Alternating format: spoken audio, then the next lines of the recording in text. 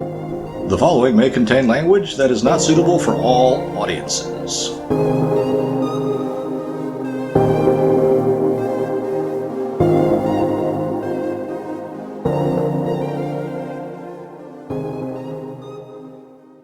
It's time for the Low Fat Podcast.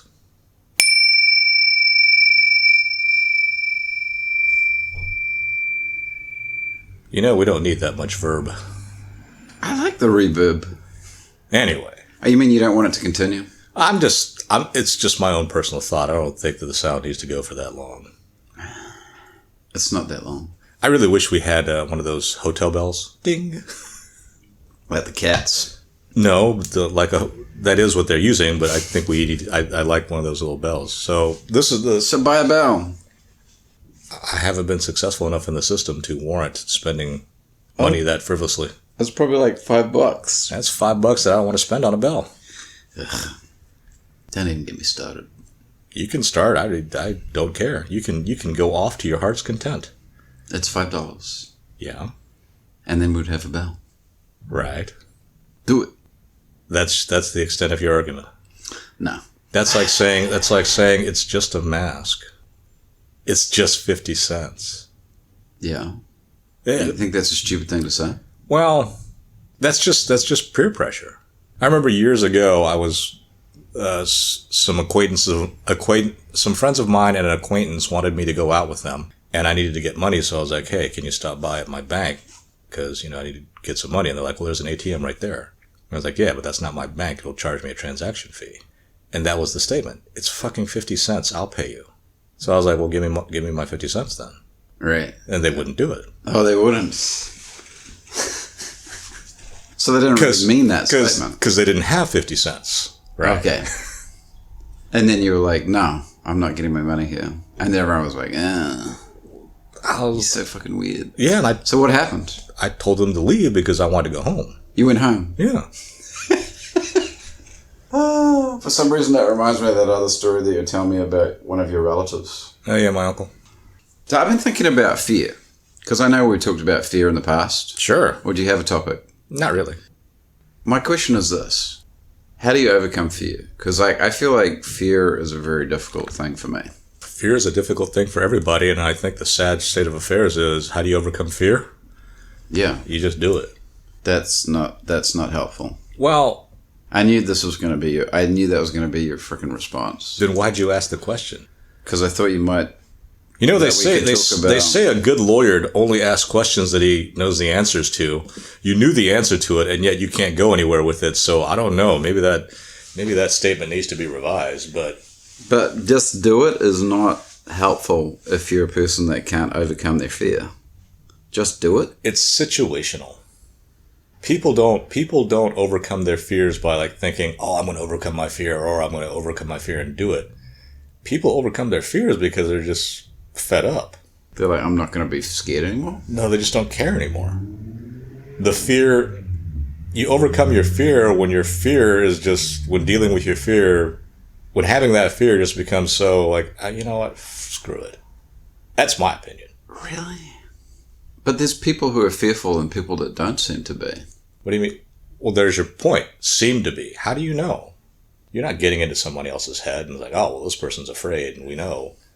Everyone's afraid of something, and even then, and we're so irrational that, there are people that are scared to death about the coronavirus, which is fine because the coronavirus isn't made up.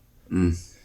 But there are people that are scared to death of it that sit there and, meet with their loved ones. They do. Yeah. I thought the people who were scared to get to death didn't meet with their loved ones. Well, they're the ones that don't, that do that as well. Yeah, because I would say that's, if you're scared to death, why would you meet with your loved ones? Because you could expose them, they could expose you. Well, I don't think that they think about it in a very rational way. So if you're somebody that's outside of the system, because we were talking about that, if you're somebody that questions and somebody that doesn't just take what's fed to you, then I would think you would be less scared. Why? Because your eyes would be open. So? So there's two different kinds of people. No, don't think so. But okay, we'll keep on going with what you're going to. Well, no, it's just that there's people who, like, taking the example of coronavirus and the masks. So there's people that are, maybe they look at like regular media, and the regular media is like keeping everybody terrified, right? So you say, I'm going to switch off. I'm not going to watch this news. I'm going to research this for myself. At that point. But even then, you kind of, there's like a baseline if you have to trust something, right?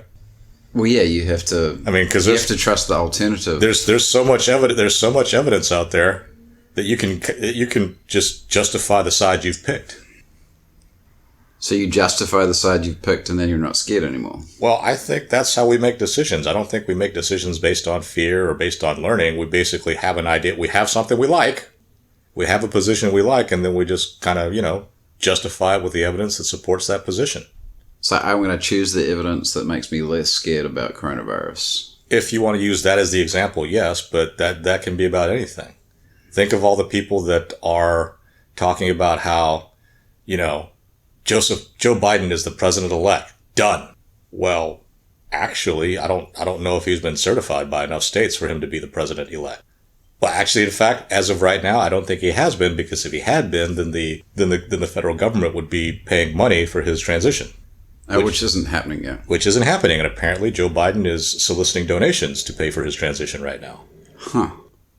This election has the potential to be something like the 1800 election, maybe, or even 1821. What happened in 1800? Aaron Burr. Oh, back then, you didn't run for an office. Everybody ran for president. And the person who got the most votes became the president, and the person who got the second most votes became the vice president. I like the sound of that. Well, you might. But in 1800, Thomas Jefferson and Aaron Burr both got the same number of votes. So Aaron Burr is like, I'm the president. And everyone was like, no, you're not.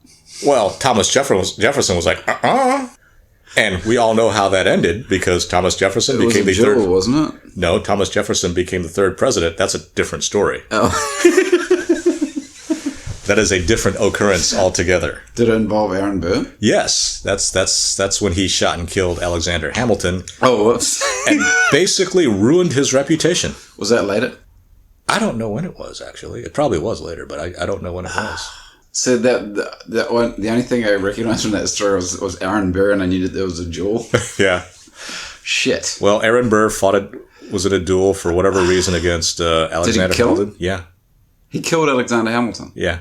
Well, fuck. And that ruined his reputation. He was hoity-toity, high society guy. I think he was the governor of New York. He was pretty keyed into the system. And he killed Alexander Hamilton in a duel. But Alexander Hamilton didn't really get the last laugh because he died. Well, yeah. He died he didn't die straight away, right? No. But I think back then the whole duel thing was the whole point was to challenge someone to a duel, and then, kind of get up in someone's face a little bit, and then done. Like, I'm assuming now, but I think some duels back then, basically you decide to fight a duel, and then, the story goes that they think that Alexander Hamilton wasn't going to shoot Aaron Burr. Oh. And he shot, wide. And then Burr just shot him? Yeah. So Burr must have been a hothead then. I don't know what he was, but as I say, that apparently just totally ruined his reputation. So, getting back to this, so they both got the same number of votes. Then how did Burr not? I can't remember, but I guess Thomas Jefferson had enough support where they're like, okay, so yeah, you're clearly the president. So it's the same. It's just about support. But now it's about they're probably looking at the populace and saying what's gonna. Well, the populace doesn't vote. Well, no, I know. The populace does vote, but we vote for. The populace makes its intention known, and then the government, the electors, go with what the populace wants, generally. But they must be thinking about how half the population is going to react. Well, I'm sure they're definitely thinking about that. So again, there's that whole bunch saying this is done. There's no evidence of widespread fraud, and then on the other side, there's a bunch of people saying yes, there is evidence of fraud, and so it seems like you pick your position, and then you gather up the evidence that supports your position. But what if there's a shit ton of evidence that there was fraud? Well, I think that there is a lot of evidence that there was fraud or irregularity. I don't know. I mean, I don't think there's evidence that there's like a mastermind up top saying, okay, this is how we're going to do it. And even if there were, it seems kind of funny because everyone in the WWF seemed like in years past, that's kind of the way it went, right? You had this election, didn't really matter, you know, whichever side cheated the best gets to win. I don't know. I don't really care because, you know, I used to vote, even though I didn't like any of the proposed candidates, I would always go vote because in my mind, I was like, well, I'm voting, but I'm not voting for the choice you give me. But, you know, I recently listened to part of a podcast, and I'm not going to name any names. I'm still going, well, why should I be voting? Because that's right. That's part Everyone of. Everyone is always like, you got to vote, right? But I'm like, right, because it's you need to pull the lever saying that you're on board with the system. But if your vote is such that you're like, I'm never going to vote for any candidate, like who's a front runner, then those same people would say, why are you fucking voting? Well, no, they say, why are you not voting for a candidate? Why are you wasting your vote? Yeah. But in your mind, that's not a wasted vote. Well, in my mind, actually kind of, well, it all depends. I mean, you got to go back to the whole system thing, right? Do I want to be part of this system? Do I want to change this system? Do I want to amend the system, make it better, whatnot, right? Because there's all kinds of stuff that kind of, like why are we so hell-bent on being equal when we're clearly not hell-bent on being equal? I don't know, man.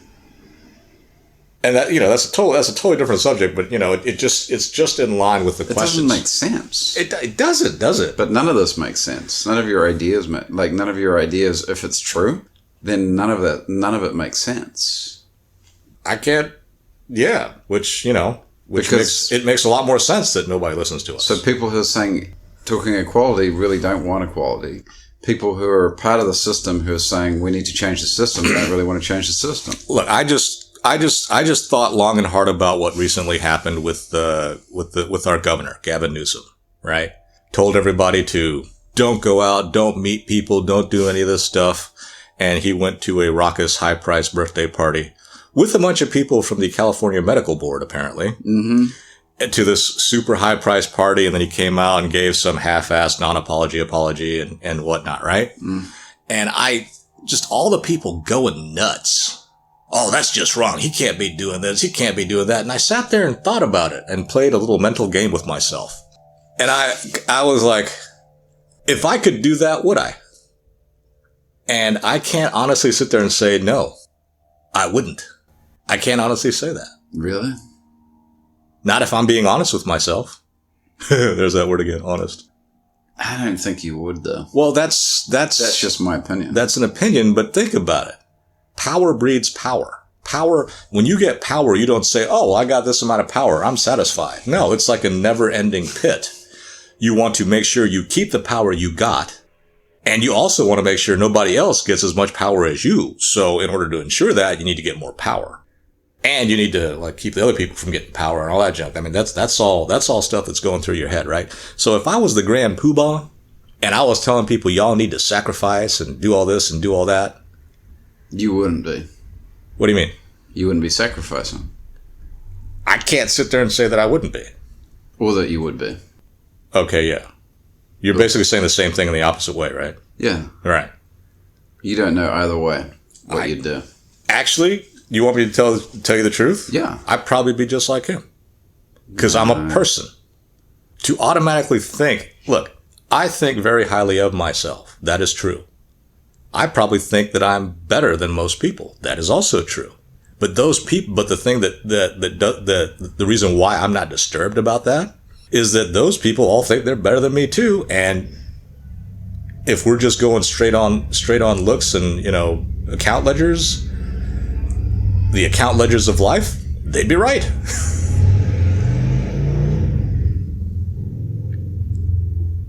But to sit there and say, oh, rules for thee, but not for me. I mean, it's real easy to sit there and say that about somebody else, but, come on. You don't think that if you got that junk going on, years ago, everybody was, everybody was up in arms about Bill Clinton get a blowjob in the Oval Office. Dude, I'd get a blowjob with some chick sucking on my toes while I'm smoking a cigar if I were the president. You're terrible. Because I'd be like, I'm the president of the United fucking States. Shit, if I were the president of Samoa, I'd probably be doing that. Who am I kidding? If I were a city council member of a podunk little town, I'd probably be doing that because I got the power. That's just probably true, but you know, what was the only thing that can even come close to stopping you or making you think about it is your own thoughts saying, no, I won't do that or I can't do that. But I mean, really, we're really just one step away from just being a murderous animal. Well, worse than that, actually, that's not fair to animals. We're just a step away from being a cesspool of evil. And I truly think that step is basically situational. And that's why I said, last time whenever I said it, that this whole idea of thinking that you're good is probably is all it really takes to open the door to just being evil. Because if you're good, right, everything you do is good. Yeah. So, it don't matter what you do because you're good and you want to do good. You're doing all this stuff for good. Sometimes you got to break some eggs to make an omelet. Politics is a dirty business. I mean, think about all the hubbub over filibuster. Like, oh, we're gonna take over the Senate and get rid of the filibuster. Well, the person that said that not 6 years ago said we should never get rid of the filibuster. What changed? You know what changed? The person that said that was not in the party of power. Shit. When they were talking about you can't get rid of the filibuster, there was definite fear that the opposing party would get rid of the filibuster, and it would hurt them. Now it's time that they got a chance to get in power. Well, now we got to get rid of the filibuster to get all the stuff we want. I mean, come on. It's all situational. Well, it's not all situational, but it seems like it. And yeah, so, sure, I can sit there and think that Gavin Newsom's a total prick for, doing what he did, but can I honestly sit there and say if I were in the same situation, I would do something different? No, I can't. And if I'm really, really honest with myself, I'd probably do the same damn thing. So, to end, I guess we've already achieved equality. We're all equally shitty.